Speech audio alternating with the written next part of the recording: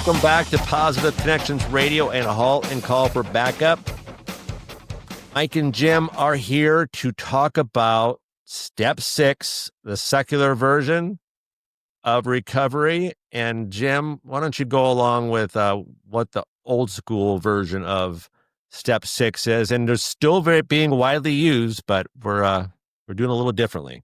Absolutely. We're entirely ready to have God remove all these defects of character. Mike, what is your secular Step 6? Okay, Step 6 secular became ready to change our thoughts and patterns that no longer serve us. So they're both about being entirely ready to change our thoughts and patterns that no longer serve us. So instead of turn around and have God remove all of our defects of character, if that's too difficult to wrap your head around, just say, like, you became ready to change your thoughts and your patterns that no longer serve us. That readiness for transformation, readiness for change. It's you're making a choice to do this. This is a psychological and old school Step 6 spiritual surrender to the process of change. I am now willing, building on Step 1, 2, 3, 4, 5, now Step 6, I'm shifting. Instead of just having insight now to what's been going on, now I'm making an absolute choice. I am now willing to change. I remember specifically going through 6 and saying, okay, I am 100% being honest here. I am 100% into this program. And I remember thinking, okay, I'm good. I didn't really understand Step 6 too much, but afterwards I remember thinking, okay, I'm going with it. I am entirely ready. I am going to change my thoughts and my patterns that no longer serve me. And I need to go all the way in, because if I don't go all the way in, I knew I'd be all the way out eventually, and I'd be back to my own behaviors. Just like going through the steps with 1, 2, 3, get to 4. If I purposely leave stuff out, I didn't want to do that. Okay. So I was lucky at that point because I needed to do it right the first time. I wanted to be 100% in. So there was no screwing around. There was no back pocketing anything. I wanted to lay it all out there. And I'm not saying I was perfect with it, because I realized afterwards, it was several months or several years that things would come up like, oh, wow, I've never visited this before. Let's go into this, Mike, with a therapist or someone I trust and I love. And I know that they're not going to judge me about things. But this step specifically is I'm ready. I am ready. I'm going all the way in on this. Up to number 6, I'm good. And, opening up to that discomfort, the transformation. I knew that it was a transformation stage for me. Hand in hand is the acceptance of imperfection. Like we talk about on our podcast, don't be perfect. Just be good enough. Mm-hmm. Yep. Where that's appropriate. There are some times in life we need to be perfect, like at our jobs as first responders. You got to make sure as paramedics you're doing the right things, giving the right doses, and on with that career, firefighter, police officer, dispatcher, making sure that at work you got to be on your A game. But in my personal walk, I'm accepting that I'm not perfect. I ain't never going to be perfect, but I'm not going to give myself permission to lower my standards. I'm raising the bar, and I'm being open to the idea that my old coping skills, my old coping mechanisms are not working, and my old character defects no longer serve me. Right. Some patterns we have from the past, they were once our survival tools. And a lot of these habits we want to change now. And that emotional numbing we might have before, the anger, the control, the avoidance, and those served us, and they were once coping strategies that we used, those coping mechanisms that you talked about. And Mike, one of the things we learn as counselors is rolling with resistance. We hear that term all the time, roll with resistance. And Step 6 is about letting go of resistance. Like clinging on to the old traits. Are you a controlling person? Do you have resentments? Are you afraid? Because those things, they feel like they provide safety for us. Step 6 encourages us to examine those things that we've become attached to and getting ourselves emotionally ready to release all those things. Yeah, I think it's more about empowerment, not shame. A lot of this goes right back to shame. And it's not that I'm a bad person and I need to be fixed. I look at it as I'm ready to grow into a better version of myself. I want to be a better person. Yeah, I've got stuff in the past. I should probably look into that. I should not let it disappear. I want to make sure I go back to that. But right now, I want to be a better version of myself. And I'm ready to make some changes and stop carrying around these things that don't serve me anymore. And I think for me, it was like a point of awareness to willingness. So Hmm. step 4 and step 5, I gained awareness of my patterns in life. And now I ask myself, am I willing to do something different? Like I know step 4, like I had all this stuff in the past. Step 5, I talked about it with someone that I trusted, and I let it off. Okay, so there it is. It's out of my backpack.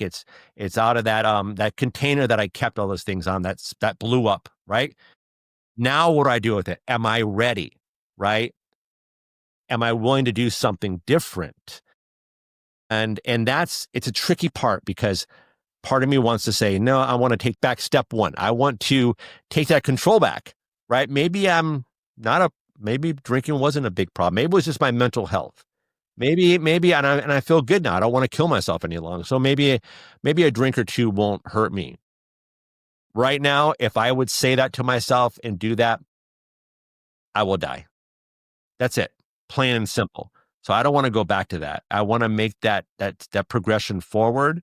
Step 6, halfway through the 12 steps, right? Yeah. Yeah. And what is this dynamic shift with step 6 that's going on? We're open to outside help, whether it's from God, your higher power, a trusted friend, sponsor. You're finally at that place where you're open to outside help. And what is that? That's humility. Reaching that point of, I can't do this the way I've been doing it. Ain't working. I got to do something different here. And so now that means I've got to reach out to God in prayer, being humble, to the trusted wolf pack we have in our lives that can help us through this moment. Yeah. Yeah, we have our wolf pack. We have our tribe. We have our people that are there for us. I mean, it does come with, and like you said before, about the strength of the wolf is the pack, and the strength of the pack is the wolf, right? This is true, and some of us, unfortunately, have to stray away from our pack, have to stray away from or want to stray away from our tribe to try to figure out as maybe they can do it on their own. And the best thing about recovery is if they discover that they can't do it on their own, and they've got injured out there again, that they're willing to come back and knowing that they're not going to be judged, and they're going to be in a place where they can maybe do some real work. Maybe they weren't ready then, and it's okay not to be ready. And sometimes, I mean, believe me, for me, I mean, sometimes I get knocked in the head 15 times before I'm like, oh, all right, take a right instead of a left. I kept taking a left. So I think there's also some questions that I need to ask myself too. And the questions are like, what patterns or thoughts that I have that no longer serve me? So maybe write down a list of things that no longer serve me.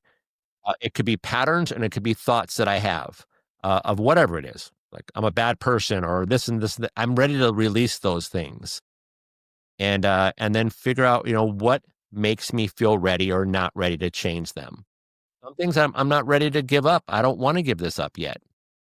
Okay, then down the road maybe you will. I think one of the great things about step 6 is not only does it allow the person to open up to God, their higher power, their community, sponsor, trusted friends, trusted family. But if you add the therapeutic process to it, now you can take it to a whole nother level too and start finding and talking to a counselor, a therapist who knows their way around the step work, knows their way around successful recovery, and can give you an extra added piece of opening yourselves up to outside help. Yeah, it's like being at the end of that diving board, right? And I'm sure you've dove into water before. We go to the park, and when I was younger too, they'd always have these. We'd go to these pools that had these the high dives and the low dives and stuff. And I remember standing at the edge of it, and it's all creaky, and I didn't like heights that much anyway. It broke my fear of heights really quick, but like I'm at the edge and I'm ready to take that leap. And I know I'm trusting myself that I'm going to fall into that water. It's not going to hurt, right? Unless you belly flop. And I did that once, and that was a whole nother story. But you say, I'm ready to jump. I'm ready to jump. And you do. You take that leap of faith, right? And taking that leap of faith gets, when you boil it all down, it just comes down to flexibility. I was so vapor locked on trying to take care of my problems by myself, trying to manage everything by myself, being, what we call the master plate spinner back on those old, the Ed Sullivan black and white TV shows or whatever, where you see a guy running around, he's got 10 china plates on 10 16-foot poles or whatever. He spins them, keep them all up. At some point, you can't keep running around and keeping everything up. One plate will crash. They'll all come crashing down. And that's very inflexible thinking that you can manage everything by yourself. And step 6 pushes us into being flexible. The example, Mike, you gave about, getting to the edge of the diving board, that's just pushing your courage and your flexibility. You chose to do it and you go for it. And that's a good thing. Yeah. At the end of the day, step 6 is about being entirely ready, but it doesn't mean you have to be perfect about it. It just means you're willing to engage in the process of change, even when it's uncomfortable. Yeah, and you don't have to know how to change. You just have to be willing to change. This is like the steps are there to guide you. I don't know how to change, Jim. I don't know how well, then, Mike, are you willing to change? I'm willing to change. Then let's go. The willingness is the part of it. It's just like, I want to do better things in my life. I want to be happier in my life. Well, then start with a positive direction. Like, let's start thinking about something positive or picking a positive word out or whatever we do. But growth, I mean, this is about growth. This is about our spiritual growth, our mental growth, our emotional growth, our physical growth, just growth as a human being, right? I mean, I want to grow in a positive. I want to, I don't know what everything's about. I don't know what all this means. All I know is that it makes me happier when I'm nice and I am respectful and I go in a positive instead of always a negative or blaming other people or not, taking responsibility for my actions that I've done. I'm done with that stuff. I want to deal with that. That's really dark matter and it doesn't lead to good. Growth is uncomfortable, but staying stuck in it is worse. One of the visuals that I have about helping people change, it's like when you go work out. Working out is about tearing down and then building up new healthy patterns. Does that make sense, Mike? Like we go work out, we're tearing down our muscles and building on top again in a healthy way. And that's what the steps are all about. You become ready to change your thoughts and your patterns that no longer serve us. Yeah. And what do you have to lose? I mean, what really, if you think about it, why am I not doing this? Because I think it's stupid. I think it's like I've heard bad things about it, or it's a cult or whatever, I mean, I'll make up any excuses not to do something. Oh, I'll do it tomorrow, or no, it's just like, I'm not, screw it. I'm just gonna, I feel bad if I did that. No, I need to like look at myself and say, Mike, just do it. What do you have to lose, Mike? What do you have to lose? You've done everything else before. You've tried other things before. You've been, doing these things for a long time. You've had these same thought patterns. Maybe take a look at it. I know it's scary, but this step that you take when you get to 6, it's about declarations. I'm running, saying I'm tired of running the same playbook and expecting a different outcome. Doing the same thing I've done before and expecting different results. And it's not about fixing Mike. It's about freeing Mike, right? It's not about fixing yourself. It's about freeing yourself. And change begins the moment you say, I'm ready. I've talked before about how I love using the steps in just a regular therapy session with my clients. And they generally have no idea, unless they know the steps, they generally have no idea what it is I'm doing. A lot of clients come in and say, I really don't know what to talk about. I go, well, let's start at the beginning with you. Do you see yourself having a problem? Why are you here? And they explain what they're going through. Do you think you need help with that? Or are you doing okay by yourself on that? No, Jim, I could use some support on this one. Are you ready to commit to making these growth and changes? I think you are, because otherwise, why would you be paying me? Why are you here having an appointment in the middle of your day or night if you're not willing to have personal growth and change? Like, that sign I have in my office, or back in the day, it says, what are your intentions? And it sits behind me so that the client always looks at that. What are your intentions? Why are you here? Are you ready to take an honest look at yourself, your actions, your patterns in your past? Are your struggles, are they are your struggles that you're going through, are you willing to talk about them in an open and trusting environment? And then, are you ready to change your thoughts and behavior patterns that no longer serve you? You take them right through it. And it's really interesting. So that was just 1 through 6, since today's working on step 6. But you can see the value of that. People come in, don't know what to talk about. Well, I'll find it. Let's figure it out together here. Let's go through some stuff together. The steps are just amazing wisdom. Yeah, they really are. And in talking about intentions too, that you've hit it. What are my intentions? If my intentions are to keep my job, or to keep my family, or to keep my wife, or to keep whatever it is, and I'm not 100% in it, then why even do it? Right. You're lying to yourself, then stop it. Then do it when you're ready to do it. Because if you push yourself through this and you don't do it 100% in, it's not going to work well for you, I don't think, at all. I've never seen it really work well. I got to step 6 and I stopped and everything was fine. I didn't need to go any further than that. If we don't put our recovery number 1, then we're not number 1, right? We're number 2, number 3, number 4, and we get everything built on top of that. And pretty soon we forget about what we were doing in the first place. Yep. That old lifeguard training that I went through, that I talk about from time to time here, that my recovery first, my safety first. When I'm swimming out and making a rescue, and if the victim doesn't want to cooperate, or we're getting into a very perilous situation, we're going to be going through the pier and it's 10-foot surf, and you're not going to listen to me and do exactly as I tell you, I will let you ride alone. And I'll be on the other side waiting for you, and I'll pick up the pieces, whatever's left, if anything, there. But that's a tough choice to make, because if you don't take care of yourself, you will die too. And then who's going to rescue the rescuer? And then all you've done now is compound the rest of the lifeguard's day.